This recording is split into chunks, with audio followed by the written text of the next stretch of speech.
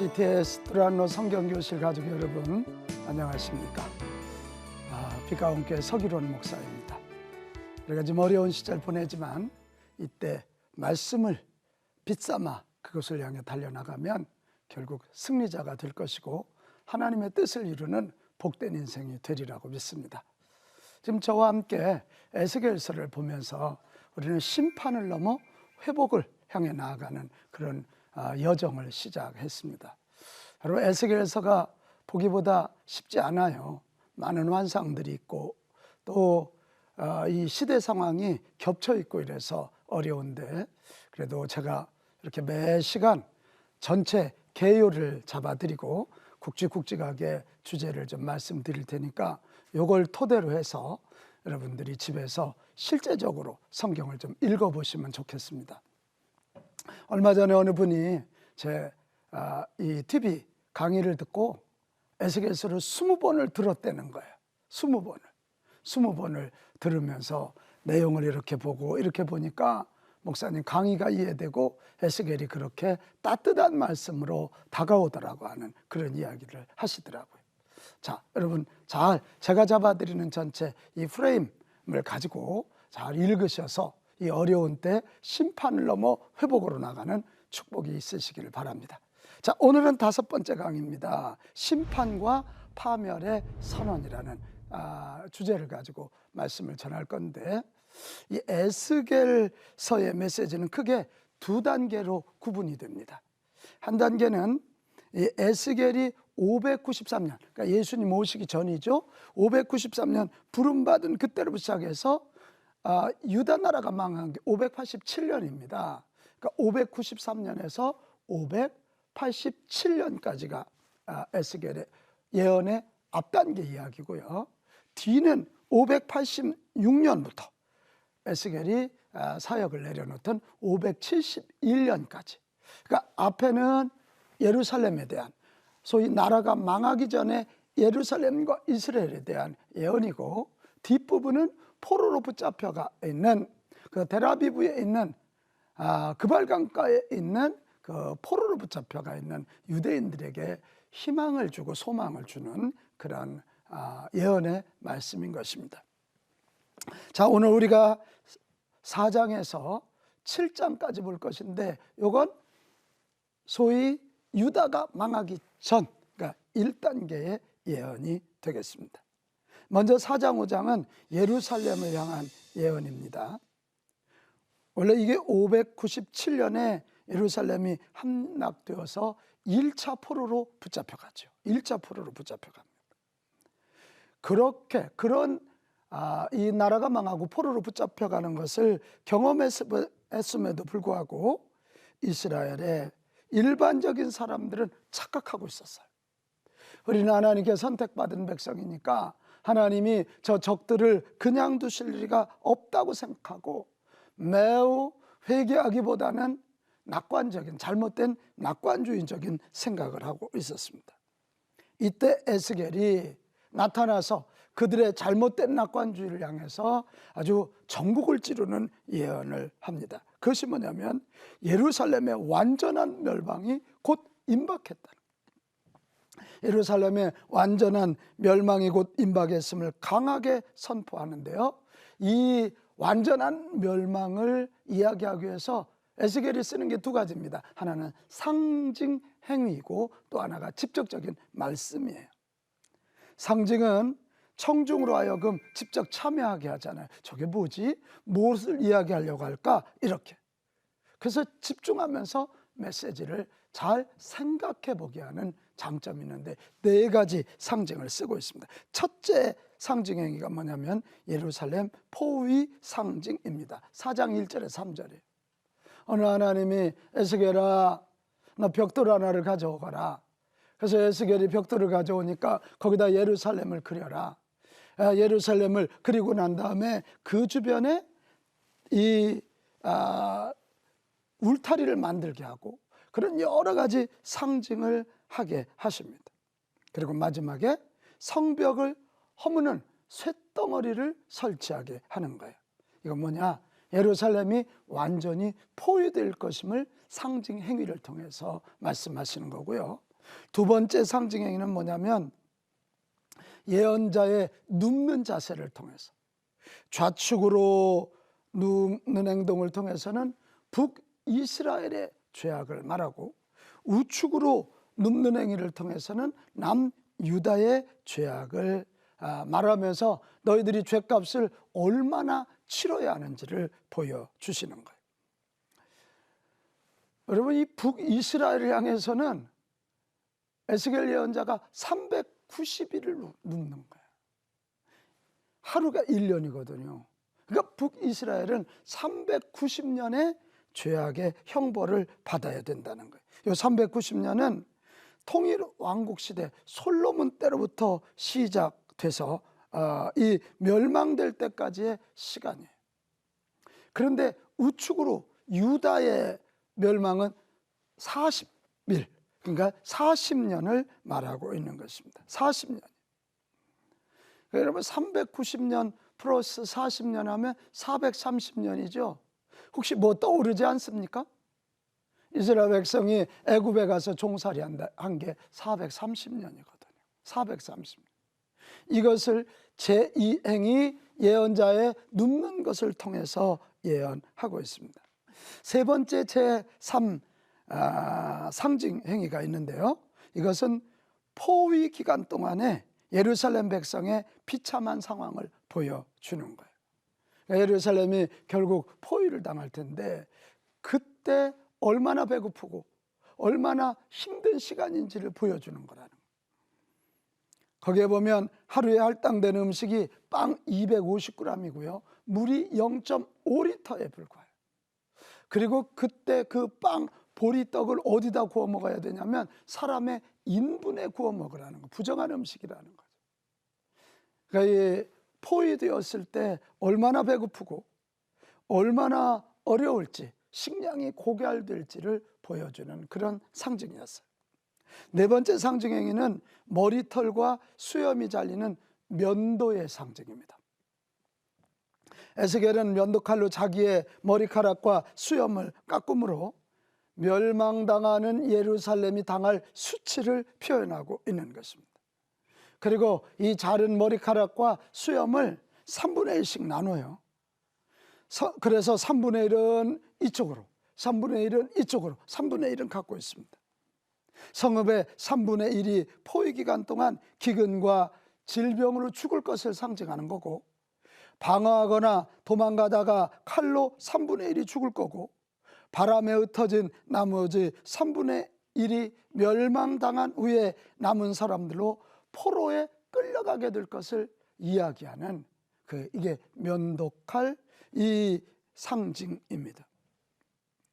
참 무시무시한 심판이 다가오고 있는 것을 네 가지 상징을 통해서 예루살렘에게 보여주고 있는 것입니다. 그러면서 5장 15절에서 17절 가면 이 네 가지 상징을 보여주고 난 다음에 직설적으로 설명합니다. 하나가 뭐냐면 예루살렘의 정체성을 말해요. 예루살렘은 하나님이 계신 성소이고 우주의 중심이다. 하나님은 예루살렘을 통해서 열방을 통치하시는 곳이다. 그래서 예루살렘에 대해서는 그 어떤 것보다도 엄격하게 심판의 잣대를 대신다는 거예요. 우리의 생각과 다르지요. 하나님이 선택한 곳이니까 저절로 살려주실 거 아니라는 거예요. 거기가 하나님의 성소고 하나님이 거기 중심으로 세상을 심판할 것이기 때문에 예루살렘에 대한 잣대가 엄격하다. 또 하나의 직접적인 설명이 뭐냐면 예루살렘의 거민들이 범한 죄악을 설명하는 거예요. 그들은 규례와 율법을 어긴 거예요. 이게 하나예요. 그러니까 신명기 율법을 어긴 거예요. 또 하나는 가증한 것을 통해서 성소를 더럽히는 거예요. 레위기 법전을 더럽힌 거예요. 그러면서 이야기해요. 너희들의 죄는 이방인들보다 더 심하다는 거예요. 직접적인 말씀 세 번째가 뭐냐면 이런 예루살렘을 향한 하나님의 심판은 철저하다는 겁니다. 온역, 기근, 칼, 전염병, 기근, 가난, 칼, 전쟁으로 인해 포위되고 함락되며 흩어지면서 죽어가는 심판을 너희 두 눈으로 똑똑히 보리라는 거예요. 참 무서운 예언이죠. 그리고 네 번째 직접적인 설명이 뭐냐면, 이스라엘은 열방 중에 으뜸으로 선택받았지만 이제는 열방이 보는 가운데 심판을 받아서 그들에게 조롱거리가 될 거라. 아주 직접적으로, 상징으로만 이해하지 못할 거 하니까 직접적인 것을 통해서 예루살렘의 심판을 선포하고 있습니다. 자, 이제 6장으로 들어갑니다. 4장 5장에서 예루살렘의 심판을 예언하게 하신 하나님은 6장으로 들어가면 이스라엘 산을 향한 예언을 하게 하셔요. 이스라엘 산이라고 하는 말은 이스라엘 전역에 있는 산하, 즉 산과 언덕과 시내와 골짜기, 이스라엘 예루살렘 외에 이스라엘 전체를 심판하실 거라, 그런 이야기를 하고 있는 것입니다. 이스라엘 전국의 산하에 칼, 전쟁, 적의 침입이 임할 거라는 거예요. 근데 그 중요한 이유가, 왜 이스라엘 전역에 이런 전쟁이 임하고 칼의 죽음이 임하느냐? 이스라엘 전역에 산당이 있기 때문이라는 거예요. 이 산당, 바모데켐이라고 하는 산당이 있기 때문이라는 거예요. 왜 이렇게 하나님이 산당을 싫어할까요? 여러분, 산당에서 결국 우상 숭배를 하면서 하나님을 무시했잖아요. 산당에서 이방신들을 섬기면서 거룩해야 할 하나님의 백성들이 이방 문화에, 이방의 어떤 신들을, 종교들을 통하여 이방 문화에 동화되는 아주 악의 거점으로 보셨기 때문에 그런 것입니다. 그래서 하나님은 산당에 대해서 분노하셨고, 산당에 대해서 철저히 심판하시고, 산당에 있는 이스라엘 전역을 심판하시겠다고 그렇게 말합니다. 근데 이 심판은 굉장히 무서워서요, 단호하고 참혹할 거라는 거예요. 모든 것들, 산당, 제단, 분향단, 우상이 다 황폐하게 될 것이고 사람들이 죽음을 당하게 될 거라는 거예요. 무시무시한 거예요. 하나님이 은혜로 우리를 지켜주시니까 사는 거지, 하나님이 떠나시면 이런 침입과 공격을 통해서 우리는 어마망창한 시험 가운데, 어마망창한 위기 가운데 빠지게 되는 것이죠. 그런데 여기서 우리가 한 가지 좀 봐야 할 게 있어요. 왜 이렇게 하나님이 무섭게 심판하실까? 도대체 심판의 목적이 뭘까? 우리가 에스겔서를 가만히 보면 심판 얘기도 하지만 심판의 목적을 이야기하면서 결국 이 심판의 목적을 알고 회개하고 돌아오면 살 수 있다는 희망을 이야기하고 있는 거예요. 회복을 이야기하고 있는 것입니다. 심판의 목적은 두 가지예요. 하나는 하나님이 사랑하는 이스라엘 백성들이 내면에 있는 잘못된 신앙, 잘못된 종교의 사상을 전면적으로 뒤집기 위함이에요. 너희들이 믿는 바알이, 너희들이 믿는 아세라가 너희들을 지키지 못한다. 너희들의 본능만 자극할 뿐이다. 오직 너희들의 살 길은 여호와 하나님이다 해서 이 여호와 하나님을 통해서, 여호와 하나님의 율법을 통해서 그들의 잘못된 신앙을 좀 뒤집어엎기 위함이에요. 또 하나님이 심판하시는 아주 중요한 이유는 하나님을 알게 하시기 위함이에요. 우리 호세아 이야기 잘 알죠? 여호와를 알자, 여호와를 힘써 알자, 여호와를 알자 얘기를 많이 해요. 하나님을 아는 자는 바로 삽니다. 그러나 하나님을 알지 못하는 자는 세상에 동화되어 휩쓸리게 되어 있는 것입니다. 이렇게 심판을 단호하게 하시는 목적이 두 가지가 분명하게 나타나는데요. 우리 한번 볼까요? 에스겔서 6장 9절에서 10절에 보면 이 심판의 최종 목적 지점이 나와요. 너희 중에서 살아남은 자가 사로잡혀 이방인들 중에 있어서 나를 기억하되, 그러니까 하나님을 기억하는 거예요. 하나님을 기억하되 그들이 음란한 마음으로 나를 떠나서 음란한 눈으로 우상을 섬겨 나를 근심하게 한 것을 기억하고 스스로 한탄하리니 이는 그 모든 가증한 일로 악을 행하였음이라. 그때야 그들이 나를 여호와인 줄 알리라. 내가 이런 재앙을 그들에게 내리겠다는 말이 헛되지 아니하리라. 그러니까 이렇게 심판을 행하시는 목적이 모든 사람을 죽음으로 몰고 가려고 하는 것이 아니고, 남은 사람들, 그들을 통해서 하나님을 기억하게 하시고 스스로 한탄 회개하고 돌이키게 하시고, 그리고 결국 하나님의 마음, 하나님의 구원 계획을 알게 하시는 것. 그래서 여기 세 단어가 중요합니다. 하나, 기억하게 짜카르, 한탄하게 쿠트, 그리고 알게 야다. 이것이 중요합니다. 이런 내용을 잘 알아야 하나님이 에스겔을 통해서 이 무시무시한 심판을 선언하는 목적을 알게 되는 것입니다. 자, 이제는 7장입니다. 4장 5장에서 예루살렘의 멸망을 선포하게 하셨고, 6장에서는 이스라엘 전역의 심판을 선포했는데, 7장은 그럼 뭐냐? 7장은 전 세계의 파멸을 선언하게 하시는 거예요. 전 세계의 파멸을. 주변 나라들이 아이고 이스라엘이 여호와 하나님 섬긴다더니 잘됐다 이렇게 조롱할지 모르지만, 하나님은 그들도 심판하실 거라.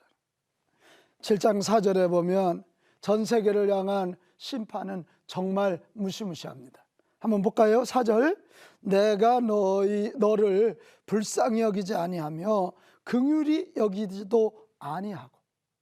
그러니까 전 세계를 향한 심판은 불쌍히 여기지도 아니하시고 긍휼히도 여기지 아니하신다는, 내 행위대로 너를 벌하여 내 가증한 일이 너희 중에 나타나게 하리니 내가 여호와인 줄을 너희가 알리라.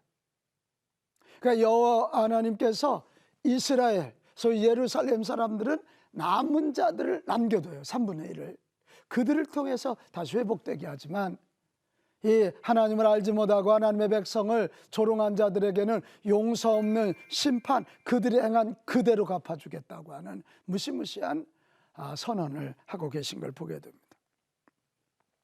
이런 전 세계 사람들이 심판받게 되는 동기가 4가지가 나와요. 그들이 행한 행위와 모든 가증한 일인데, 그 4가지가 뭐냐면, 하나는 모든 폭력과 교만이에요. 하나님은 폭력을 싫어하세요. 교만을 싫어하세요. 교만이란 말의 히브리어가 휘브리스란 말이에요. 휘브리스란 말은 뭔지 알아요? 내가 하나님 자리에 앉는 자기 신격화를 가르치는 거거든요. 오늘 하나님을 알지 못하는 사람들 어떻습니까? 다 힘자랑합니다. 어떤 사람은 돈을 통해서, 어떤 사람은 권력을 통해서 힘자랑하고 그걸 몽둥이 삼아서 약한 자들을 다스리려고 합니다. 그리고 교만하여 하나님 자리에 앉는 거지요. 교만해서 하나님 자리에 앉는 거예요. 하나님은 그런 자에게는 용서 없는 심판을 하신다. 또 하나, 전쟁 준비입니다. 하나님을 신뢰하지 않고 군사력을 의지하는 거예요.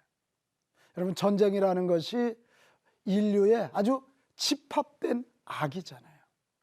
전쟁을 하나님은 싫어하셔요. 그래서 당신이 전사가 되어서 잘못된 자들과 싸우시잖아요. 이것이 성경이 말하는 홀리워, 성전 이야기입니다. 또 하나가 축적한 재산입니다. 여러분, 하나님을 믿지 않는 사람들, 하나님의 율법을 등한시하는 사람들의 행동 양식 중에 두드러진 특징이 뭐냐면, 맘몬, 돈을 신뢰하는 거예요. 그들은 이 돈, 어떤 재산을 의지해서 위험을 모면해 보려고 합니다. 그래서 하나님은 축적된 재산, 돈은 바로 써야 되는 거예요. 하나님께 영광을 올려드리고 선한 일을 위하여, 쓰기 위하여 돈을 벌어야 되는데, 축적된 재산을 가지고 돈 자랑하며 교만의 자리에 가는 그런 모습을 향해 하나님은 심판하신다. 또 하나가 성전을 더럽힌 거예요. 안 믿는 사람들의 큰 죄, 하나님을 알지 못하니까 하나님 믿는 사람들을 조롱해. 너무 신기하지 않습니까? 어쩌면 역사적으로 보면 그렇게 세상은 교회를 핍박합니까? 초대교회 말할 거 없지요? 예수 믿는다는 건 곧 죽음을 의미했습니다. 지금까지 인류 역사상 수천 년의 역사를 보면 어찌 하나님을 믿는 자들을 그렇게 핍박한단 말입니까? 근데 하나님은 그걸 다 보고 계신다는 거예요. 성전을 더럽힌 자들을 그냥 두지 아니하시고 용서하지 아니하시는 심판을 행하시겠다는 거예요. 그 패망의 결과가 7장 25절에서 27절에 나오거든요.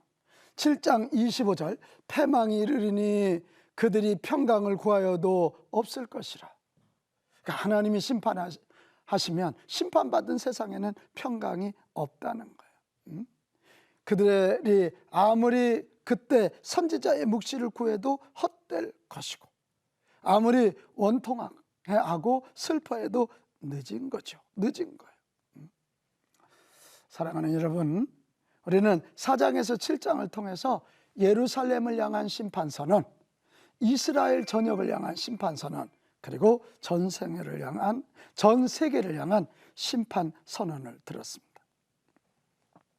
우리가 오늘 이 심판선언 정말 마음 깊이 들어야 돼요. 아프게 들어야 돼요. 우리 창자가 뒤틀리게끔 들어야 돼요. 우리가 이것을 듣지 않으면 우리는 잘못된 길로 갈 수밖에 없거든요. 이 심판하시는 목적, 이유를 우리가 잘 알고 아프게 들어야 돼요.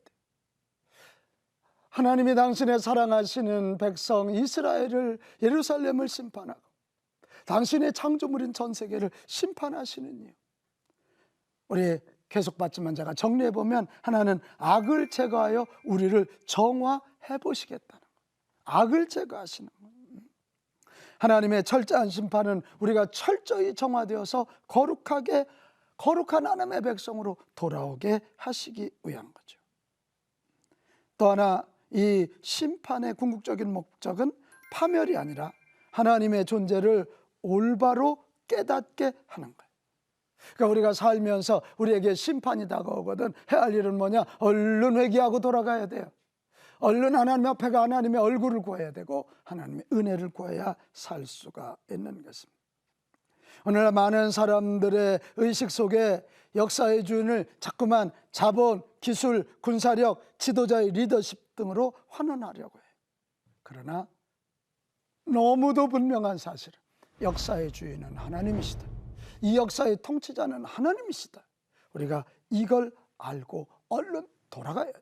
코로나 이때 온 인류가 해야 할 일이 뭡니까? 하나님 앞에 엎드려 하나님이 주인이십니다, 하나님의 창조 질서대로 살겠습니다, 이거 해야 사는 거예요. 그리고 또 하나, 심판의 목적과 이유는 새로운 시작을 기약하시는 거예요. 하나님의 처벌은 단순한 죄에 대한 보복으로 끝나지 않아요. 거기에 그때 얼른 회개하고 돌아오는 자들을 그루터기로 만드셨어요. 그들을 통하여 새 역사를 이루시려고 하는. 그러니까 심판은 하나님의 새로운 은혜의 시작이다.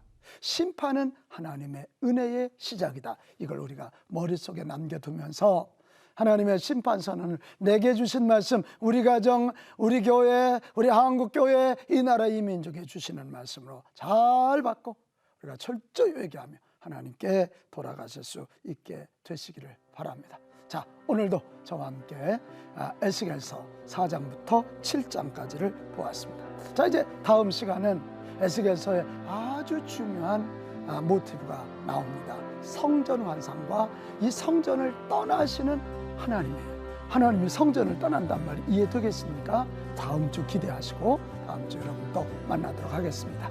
여러분, 심판을 넘어 회복의 축복을 꼭 누리게 되시기를 바랍니다. 감사합니다.